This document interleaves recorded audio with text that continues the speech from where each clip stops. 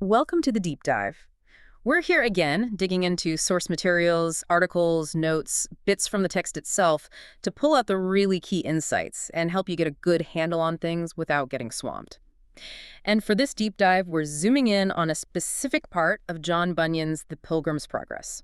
We're picking things up right after Christian and hopefully the shepherds up on the Delectable Mountains. We've got detailed notes, direct excerpts from the book, and some articles that unpack this particular section. Our goal is to sift through this stuff and really understand the specific hurdles pilgrims face right after this period of teaching, what those challenges look like, and, how they're supposed to stay on track. Yeah, this part of the story is really critical. They've had rest, teaching, some warnings up on those mountains. Right, a time of clarity. Exactly. But now they have to come down back onto the highway, and that's where the rubber meets the road, so to speak. They face real tests, different kinds of temptations, different sorts of people trying to pull them off course. It really puts their learning to the test. And the sources, they seem to lay out these encounters in a very specific sequence, don't they? Each one kind of showing a different way you could stumble. That's right. It's like a series of case studies almost on the dangers of the path. Okay, let's jump in then. Where are they heading, ultimately, as they leave the shepherds? 1, the departure and the celestial goal. So Christian and hopeful, they're coming down from the Delectable Mountains. They've had this time of instruction. What's the actual destination they're aiming for? Well, the sources consistently point to the celestial city. That's the main objective. Mount Zion sometimes? Yes, sometimes called Mount Zion. The whole point, everything they're going through, is aimed at reaching that city, and specifically getting admittance through the celestial gate. Okay. And it's interesting, the text notes that other characters they meet later, like ignorance, they also claim they're heading to the same city. So that sets up a question right away. Is everyone who says they're going there actually on the right path? Pretty much. And Hopeful actually brings this up later, confirming they did see the gate from the mountains. It wasn't just a dream, Right, because before they left, the shepherds gave them that special look, didn't they? From the hill called Clear, with what was it? A perspective glass. Yes, exactly, a perspective glass. A really poignant moment. The sources say they essayed to look through it. Tried. Yeah, they made an effort. And they thought they saw something, Yeah. Something like the gate, maybe a bit of the glory of the place. It was this tantalizing glimpse. There was a problem. They couldn't see it clearly. Right. There was an impediment. Something stopped them from getting a really steady, clear view, even with the help of the glass. What was that? Was the glass faulty or? No, it wasn't external. It was internal. The sources say the remembrance of the last thing the shepherds had shown them, it made their hands shake. Their hands were shaking. Yes, physically shaking. So much so that they couldn't hold the perspective glass steady enough to get that clear, sustained look at the celestial city gate. Wow. So remembering that last thing, whatever it was, had a real physical effect on them. It really did. It suggests that confronting certain realities, certain dangers, can be deeply unsettling. So unsettling it affects your ability to keep your focus on the goal, on the hope ahead. Okay, that last thing must have been incredibly powerful then, if it could shake them like that and hinder their view of the goal. What was that final vision the shepherds showed them? Let's get into that.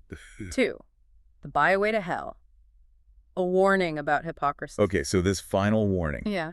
the sources describe it vividly. The shepherds took them to a spot in a bottom, which sounds like a low-lying area, and there was a door in the side of a hill. A door in a hill. Yes. The shepherds opened it and specifically told the pilgrims to look inside. And what they saw, it sounds pretty terrifying from the notes. It really is. The description is intense. Very dark inside, thick smoke, a rumbling noise like fire, the sound of cries, people in torment, and the distinct smell of brimstone. Yeah, it's a full sensory assault, designed to convey sheer horror. Christian, obviously disturbed, asked the shepherds, "What does this mean?" And the answer was pretty blunt. Very direct. They called it a byway to hell. But they didn't just leave it there. They specified who goes in that way. They said it's a path that hypocrites take. Hypocrites, so people pretending to be something they're not. Exactly. Those making a false show. And the sources even give specific examples to illustrate this, drawing from Scripture. Right, I saw those listed. Let's unpack those examples. Okay, so they mentioned those who sell their birthright, which clearly points to Esau, right? Trading something sacred for immediate gratification for a bowl of stew. Disregarding the spiritual for the physical. Precisely.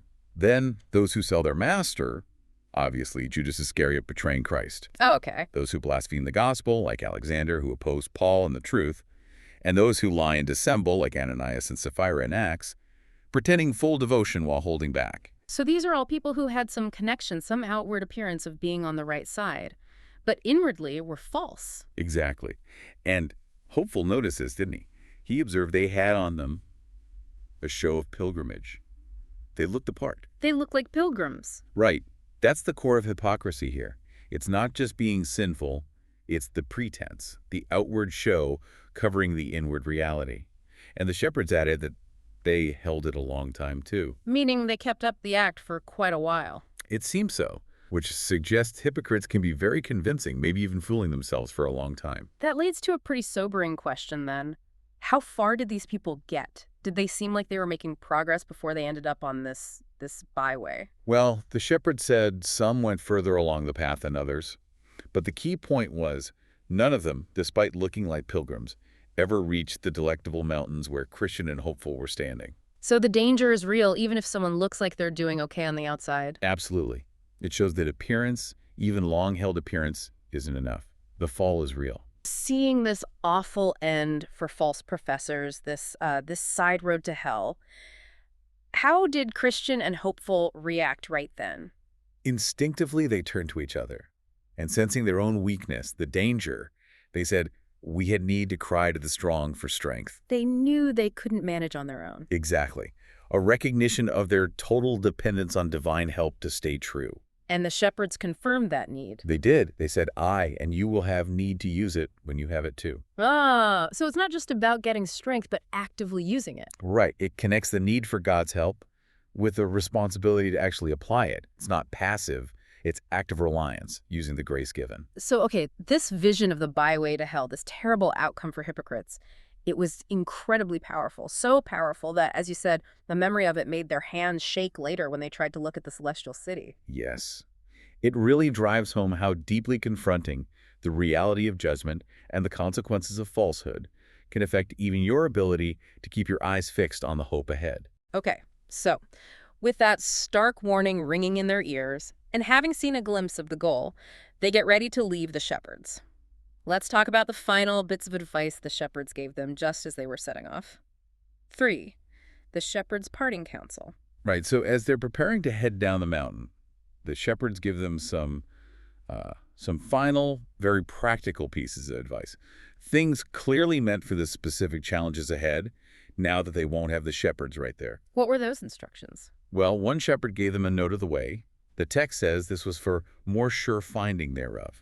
Like a map or written directions. Probably something like that, yeah. A guide to help them navigate, especially if the path became confusing or branched off. Represents having clear, reliable guidance. Seems essential. What else? Another shepherd gave a very direct warning. Beware of the flatterer. The flatterer. Okay, so a specific type of danger involving deception. Exactly. Suggests they'd likely encounter someone using smooth words to mislead them. A key thing to watch out for. And there was a third warning. Yes. The third shepherd told them to take heed, that they sleep not upon the enchanted ground. Now, the sources we're looking at don't detail that specific part of the pilgrimage later, but the warning itself is telling. What does that suggest? It points to the danger of, well, spiritual drowsiness, complacency, letting your guard down. Falling asleep in a dangerous place could mean losing your way or being ambushed. Makes sense. Vigilance is key. And the last shepherd. The fourth one simply bid them Godspeed. A blessing, essentially. Good wishes for their travels. Okay, so a guide for the way, a warning about a specific deceiver, a warning against complacency, and a blessing. Sounds like crucial equipment for the road. Definitely. Meant to help them apply what they learned up high to the realities down below. So, armed with this counsel, they leave the mountains, and almost right away, they run into someone new. This encounter highlights a different sort of danger. Let's talk about meeting ignorance. 4. Encountering ignorance. The danger of conceit. Right. So they're walking along the highway after coming down from the mountains, and they meet this fellow. The sources call him Ignorance. And he's described as a very brisk lad. Sounds energetic, maybe a bit overly confident. That's the impression, yeah. Yeah. And significantly, he's from the country of Conceit. Conceit. Okay, that tells you something right there. It does. And this country is located just below the mountains, off to the left. He didn't start at the beginning, at the wicket gate, like Christian did. He joined the highway via a little crooked lane that came straight from his country onto the main road. A shortcut, basically. Seems like it. When they start talking, he says he's also going to the Celestial City. Same destination. But Christian has questions, right? Given the warnings about hypocrites and seeing him come in sideways. Exactly. Christian immediately asks him how he expects to get in at the gate. You know, implying entry isn't automatic just because you're on the road. And Ignorance's answer is just, as other good people do. What does he list as his proof of being good? He rattles off a list. He knows his Lord's will, he lives a good life, he pays what he owes, he prays, fasts, pays tithes, gives alms, and he mentions he left his country to come here. It's all based on his own actions, his own perceived righteousness. But Christian spots the fundamental problem right away. He does. He points out that the proper way to start is through the wicket gate, the narrow designated entrance. Ignorance completely bypassed that. He came in through his crooked lane. And Christian warns him about the consequences of that. Yes, Christian tells him quite plainly he fears that on the reckoning day, ignorance will be counted as a thief and a robber because he didn't enter by the door, by the appointed way. It's a direct challenge to ignorance's whole approach. How does Ignorance take this correction? Does he reconsider? Not one bit. He brushes them off completely, calls them utter strangers, like they have no right to question him, tells them to follow their religion and he'll follow his. Yeah, he's totally confident. Says he hopes all will be well. He trusts the religion of his country, trusts that fine, pleasant green lane that got him onto the highway so easily. He even sort of implies the wicket gate is irrelevant for people from his area too far away, not something they bother with. So he's completely self-assured. The sources call him wise in his own conceit, right? Exactly. Full of his own understanding, relying entirely on himself and his own sense of goodness, totally unwilling to think he might be wrong or that there's a specific way required. Faced with that kind of resistance, what did Christian and Hopeful decide to do? Keep arguing. They talked it over. Hopeful, wisely, suggested maybe it was best to just leave him be for now. Let him think about what they'd said, perhaps talk again later, as he is able to bear it. Recognizing he wasn't ready for more right then. Right. Pushing further probably wouldn't have helped. Yeah. So they decided to just pass him by and continue on their way. That seems like a practical point in itself. Not everyone who claims the same goal is on the right path, and, well, not everyone is ready or willing to hear correction when they're mistaken. Okay, so shortly after this encounter with self-deceived ignorance, they witness something much more visually shocking. A real confirmation of the dangers of being off the path. Let's move to the fate of Turnaway. 5. The fate of Turnaway. The warning of apostasy. Okay, so not long after passing ignorance, the pilgrims enter what the sources call a very dark lane. The whole mood shifts here. Gets much darker, more ominous. And they see something truly disturbing in this lane. They do. They see a man who is bound by 7 devils with 7 strong cords, and these devils are forcefully dragging him backward. Backwards? Towards where? Towards that door in the side of the hill, the very same one the shepherds showed them. The byway to hell. It's a direct, terrifying link back to that earlier warning. And Christian thinks he recognizes the man. Yes, he looks hard, and suspects it might be a man named Turnaway, who lived in the town of Apostasy. The name itself is significant, obviously. He couldn't see his face clearly, though, because the man's head was hanging down in shame, like a thief that is found. But Hopeful sees something that identifies him clearly. Right. As the man is being dragged off, Hopeful spots a piece of paper stuck to his back. And written on it. The inscription read, "Wanton professor and damnable apostate." Wow. Wanton professor and damnable apostate. That's incredibly stark. It really is. This whole scene functions as a powerful visual warning. It shows the end result for someone who was once a professor, someone who claimed the faith, maybe even enthusiastically or carelessly, wanton, but who then turned away completely, an apostate. Someone who abandons the faith they once held. Exactly. And the image shows them being dragged back towards destruction by demonic forces. It's a grim picture of what can happen if you leave the true path. It's the potential end for the hypocrites, maybe even the fate Christian feared for ignorance. It's the consequence of abandoning your profession. That's a deeply chilling image. After seeing that, Christian tells Hopeful a story. It's about a different kind of danger, one faced by someone who was a genuine believer but still struggled mightily. Let's get into the story of Little Faith. 6. The story of Little Faith. Attack, loss, and providence. So right after seeing Turnaway being dragged off, Christian relates this story about Little Faith. Who was he?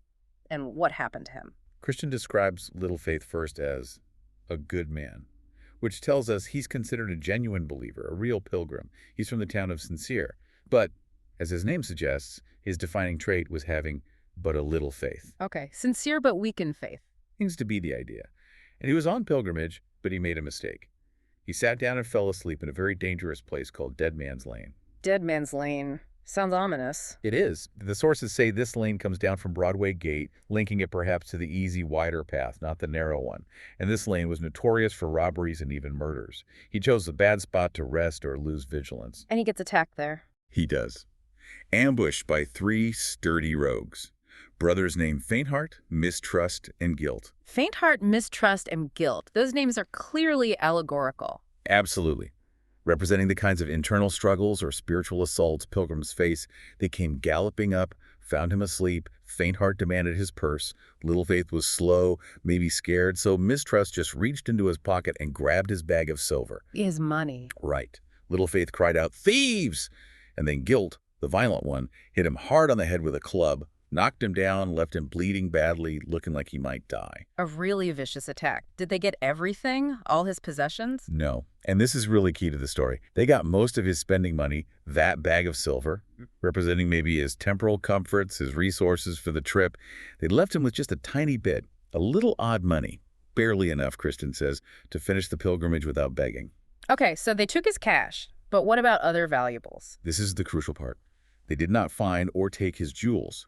And most significantly, they did not get his certificate. His jewels and his certificate. What do those represent? And why didn't the thieves take them, especially the certificate, which seems vital for getting into the celestial city? Good question. The jewels seem to represent his core spiritual graces, his saving faith itself. The certificate is his title deed, his assurance of salvation, the proof needed for entry at the gate. Christian calls it a wonder that the thieves missed these.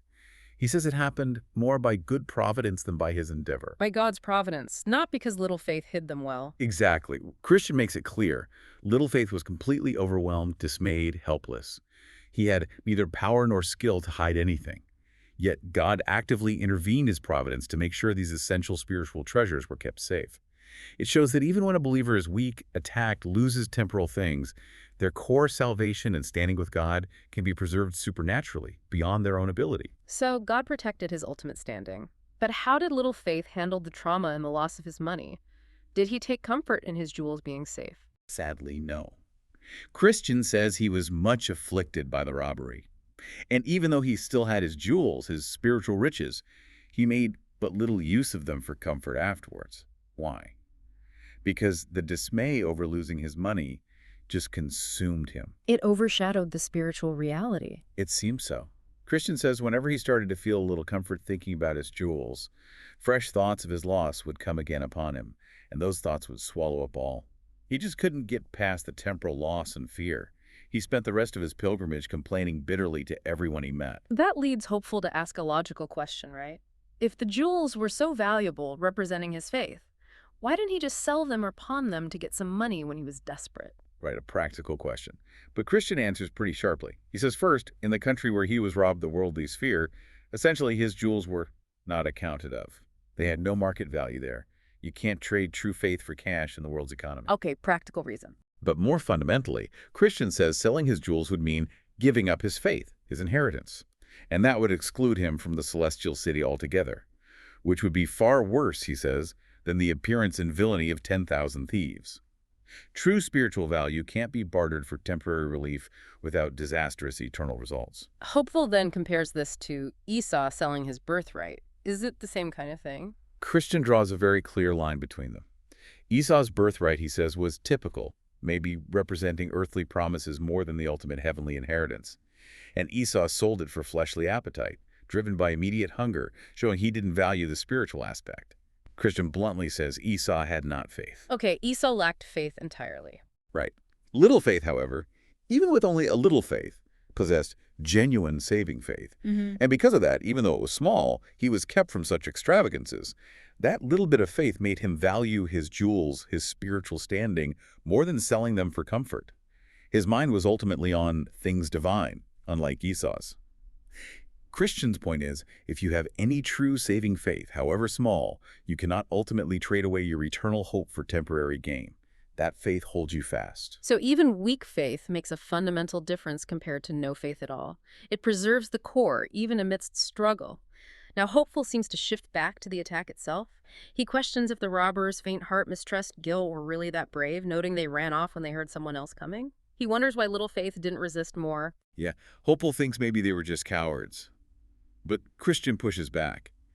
He says few people actually find them cowardly when they're the ones being attacked. He admits they might flee superior strength, but in the moment, they're formidable. He says Little Faith simply lacked a great heart, courage, spiritual strength.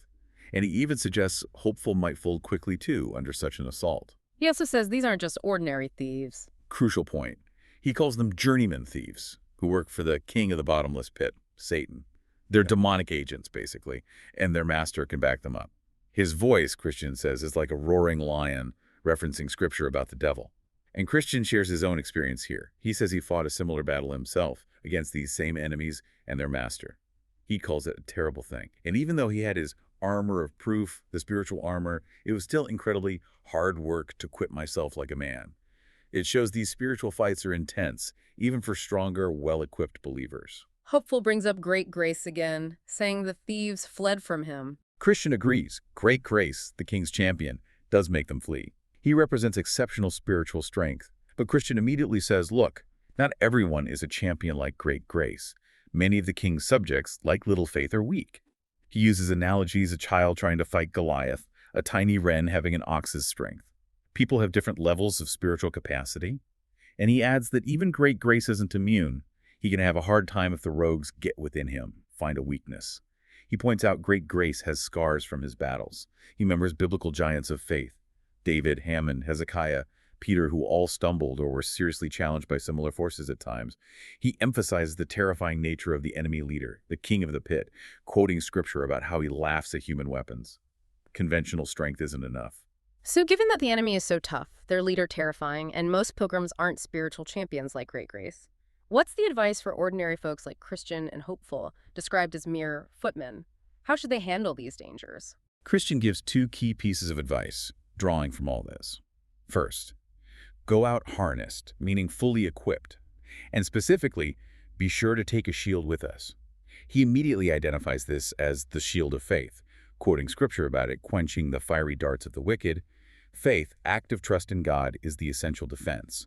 Without it, he warns, the enemy doesn't fear us at all. Okay, take the shield of faith. What's the second piece of advice? Second, he says it's good to desire of the king a convoy, yea, that he will go with us himself. Basically, ask God for his direct protection and presence. Don't rely just on your own strength or armor, but ask for the king himself to accompany you. He mentions David feeling safe in the deadly valley because God was with him, and Moses refusing to go forward unless God's presence went too.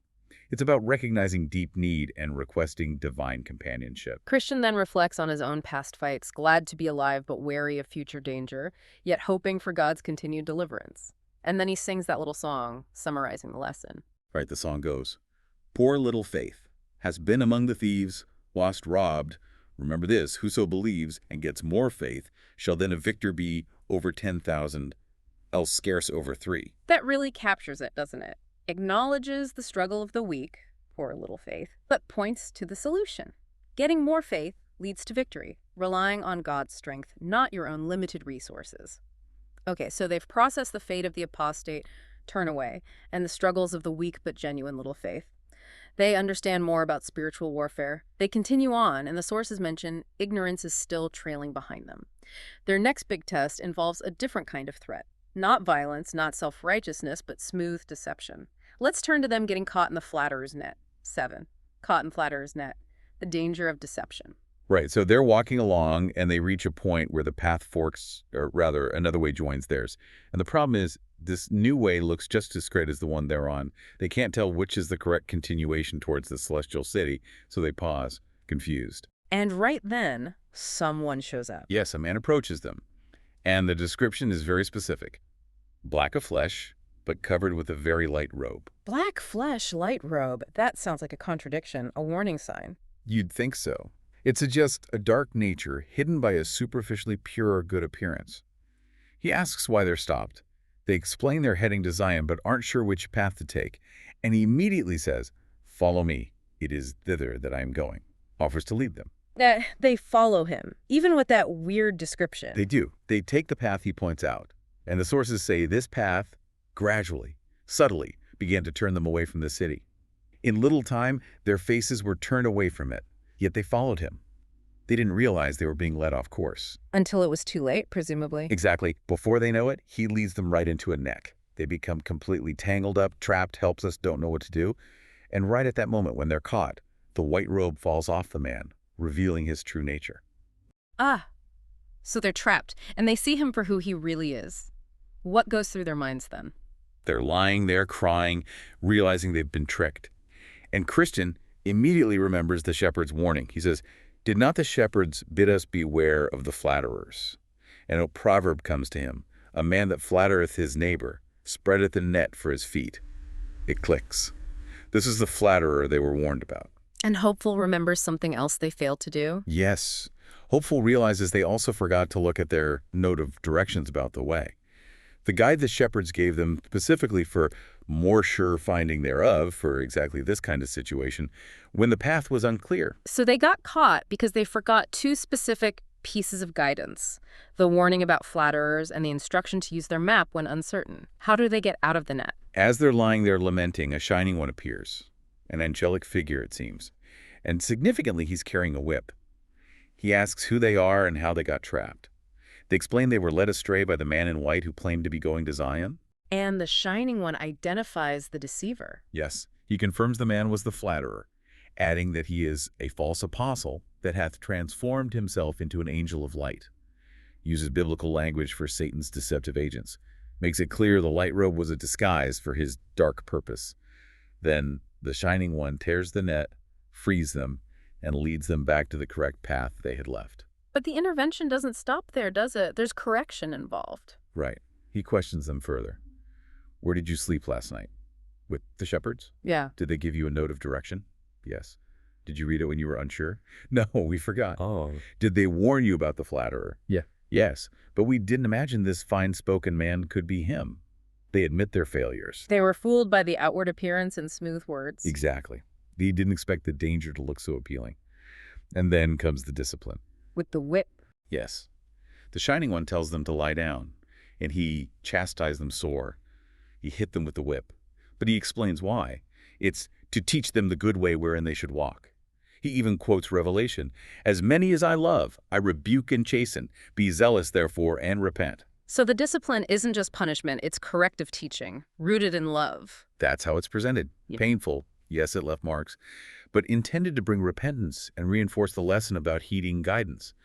After the chastisement, he tells them to go on, but to take good heed to the other directions of the shepherds. They thank him, recognizing the kindness even in the correction, and continue on, singing a song about the consequences of forgetting counsel. This whole incident really drives home how easy it is to be deceived by appearances if you let your guard down or forget the warnings you've received. And it shows divine correction as, well, a severe mercy maybe. Painful but necessary to get you back on track. Okay, so they've been rescued from the net, corrected, and are back on the right path, hopefully wiser. They continue on, and the last encounter in this section presents yet another kind of challenge. Yeah. Outright disbelief. Let's meet atheist. 8. Meeting atheist. The challenge of disbelief. Right, so they're walking along, presumably a bit more careful now. And they see a man coming towards them on the highway. Christian immediately notices something odd. He's walking the wrong way, his back towards Zion. Exactly. A clear visual contrast. He's heading away from the goal, hopeful, maybe still jumpy after the flatterer, worries he might be another deceiver trying to mislead them. The man introduces himself, though. Yes, he tells them his name is Atheist. When they say they're pilgrims going to Mount Zion, his reaction is, well, unexpected. He laughs. A very great laughter. Yeah, open mockery. Christian asks why he's laughing. Atheist calls them ignorant persons for undertaking such a tedious effort for nothing. Because, he claims flatly, there is no such place as you dream of in all this world. He just denies the existence of the celestial city altogether. Calls it a dream. They try to counter, saying it's in the world to come. Atheist waves that away too. He claims he used to believe in it, Says he searched for it for 20 years, went further than they have, he boasts, but he found nothing. Zero proof. So he concluded it is not. He's given up and is now going back to enjoy the worldly things he cast away when he was on his quest. He found no evidence, so he concluded it doesn't exist. Pretty much. His experience defines reality for him. And then Christian does something interesting. He deliberately tests hopeful. How so? He turns to hopeful and asks him straight out, is what this man says true? Christian explains later he wasn't doubting himself, but did it to prove thee and to fetch from thee a fruit of the honesty of thy heart. He wanted to see how hopeful would react to this direct assault on their core belief. And how does hopeful respond? Does he waver? Not at all. He responds firmly. He actually calls atheist a flatterer in this context, meaning someone trying to deceive them by denying the truth, leading them astray with disbelief. He immediately reminds Christian of their painful mistake with the other flatterer. Then he says with real conviction, what? No Mount Zion did we not see from the Delectable Mountains the gate of the city. He appeals back to that earlier glimpse of truth. Exactly. He uses that experience as evidence against atheists' claim, and he reinforces their current position. We are now to walk by faith, not by sight or by the failed experiences of others who gave up. He quotes scripture about ignoring teaching that leads to error and about believing to the saving of the soul. It's a solid stand on faith and revealed truth against experiential denial. Christian affirms hopeful's response. Yes, Christian says he knows atheist is blinded by the God of this world, recognizing the spiritual source of such disbelief. He confirms their shared conviction in the truth, stating no lie is of the truth. Atheist's claim is false, period. And how does the encounter end? Hopeful, having stood firm, declares, now do I rejoice in hope of the glory of God. Rejecting disbelief actually strengthens his hope. They then turn away from atheist, choosing not to argue further, and continue toward Zion. Atheist just laughs at them as he walks away, back towards the world. This encounter feels different from the flatterer. That was subtle deception about the path. This is a head-on denial of the destination itself. Right. It's the challenge of outright cynical disbelief.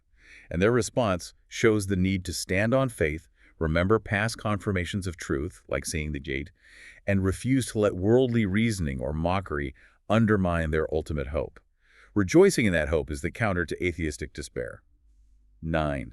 Review and synthesis. Okay, so let's pull this together. In this whole section we've looked at, right after leaving the shepherd's Christian and hopeful face, a whole series of challenges laid out in these sources. Yeah, first that really disturbing warning vision, the byway to hell for hypocrites. Okay. Sobering stuff that even physically affected them. Then they meet ignorance, the picture of self-deception, trusting his own path, his own goodness, totally unreceptive because of his conceit. Followed almost immediately by that chilling sight of turnaway, the apostate, being dragged back to destruction. A visual confirmation of what happens when you abandon the path you once professed. Then the detailed story of little faith, showing how even a genuine believer, weak in faith, can be attacked, suffer loss, be filled with dismay, but still be preserved in his core salvation by God's providence, even if he struggles to find comfort. And the lesson there was about needing the shield of faith and God's own presence. Then the painful experience with the flatterer, fooled by smooth words and appearances because they forgot the warnings and their guide, leading to entanglement and necessary corrective discipline from the Shining One. And finally, atheist. The direct challenge of someone denying the goal itself, claiming it doesn't even exist based on his own failed search. Met by hopeful's firm stand on faith and remember truth. It's quite a sequence, isn't it? Each encounter seems to highlight a different kind of pitfall. It really does. You've got dangers stemming from outright hypocrisy, from self-reliance, from total abandonment, from personal weakness meeting external assault, from subtle deception, and from direct disbelief. They're not random. They really illustrate various spiritual states and the different kinds of opposition you might face. And the sources consistently link their ability to either stand firm or get back up after stumbling to certain things. Yeah, things like paying attention to the counsel they received, remembering the warnings, relying on God's help and providence, like with Little Faith's jewels, or the advice to ask for a convoy. Using the tools they were given, like the shield of faith or that note of directions. Accepting correction, even when it's painful, like from the Shining One. And fundamentally, just continuing to walk by faith, holding on to the truth revealed, even when things look confusing or people argue against it. Right. Perseverance, as shown here, isn't about being perfect or super strong yourself. It seems much more about depending on God's grace, His guidance, His strength, and diligently using the help He provides while staying vigilant. So looking at this whole section, it really seems to drive home that this walk requires constant awareness, humility, dependence on God, and a firm grip on the truth, refusing to be swayed by alternatives, no matter how plausible they might seem. Outro. So what's the takeaway here for you listening? Well, the path described in these sources is certainly full of different kinds of difficulties, some obvious, some hidden. But guidance is given, help is available, and pressing on, aided by grace and reliance on God, is shown to be possible. Which leads to a question you might want to ponder. Thinking about these characters and dangers we've discussed, the hypocrite leading to the byway, the self-satisfied ignorance, the apostate turnaway, the struggling little faith, the easily deceived pilgrim caught by the flatterer, and the disbelieving atheist, which of these warnings, which of these potential pitfalls feels most relevant or maybe most challenging for you to think about in your own life? Something to consider as you continue your own thinking. Thanks for joining us for this deep dive. Fade to outro music.